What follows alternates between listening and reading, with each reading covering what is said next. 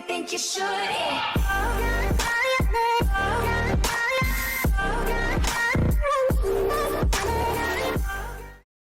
Hey guys, C4 here. This is a new series that I am starting. Every week I will be doing one scary story video, and I will choose one of the scariest stories that I read and be showing them to you guys here on my channel.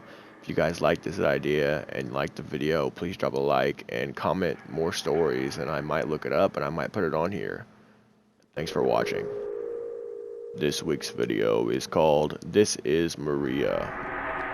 My husband and I live in a small, unincorporated town on the outskirts of a bigger city. Although we are almost 50 years old, we are 30 to 40 years younger than any of our near neighbors. Most of them have grandchildren who visit regularly and drive them wherever they need to go. That is not so for the man I usually just called Professor. His wife, Elena, died 12 years ago. I only knew her briefly, but she and the professor were one of those life goals kind of couples. I loved spending time with them. They were both so erudite and witty and clearly still deeply in love. Elena's passing hit her husband hard. For the last year, he had been battling cancer. With no bus service in our rural area and cabs from town an expensive long wait, I ended up driving him to his doctor's. The professor had been in the U.S. since his 20s, but he still retained a charming foreign accent. My name, he pronounced, Anne, usually when he phoned me.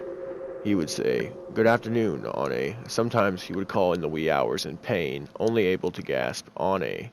I would drop the phone and run to his house to help him with his meds or take him to the city's emergency room. He was adamant about not staying away from home. He knew the end was near and he wanted to go in his own bed. On October 1st, at almost 4 a.m., my cell phone rang, showing the professor's number. When I answered, a strange voice asked, "Anne?" "Yes," I answered, "Professor?" "No," the voice giggled. "This is Maria. I'm taking him tonight." Then I woke up.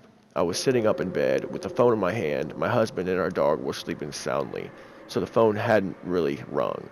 Or had it? I started to call the professor, but if he was managing to get some sleep, I didn't want to disturb him.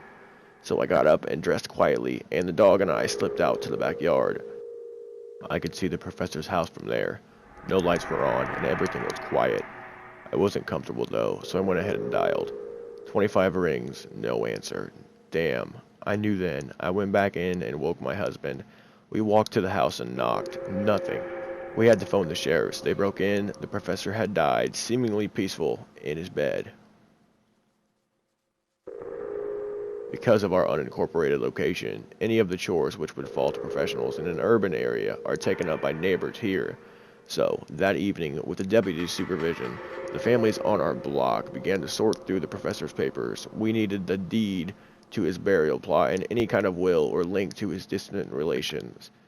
I looked through a small scrapbook of old photos that was on his nightstand. There was no Cousin Marco from the old country or Nephew Bob, New York City, 1997. It was mostly pictures of Elena and the professor, and their never spoken of young daughter Maria, who had died in Oasia in 1971.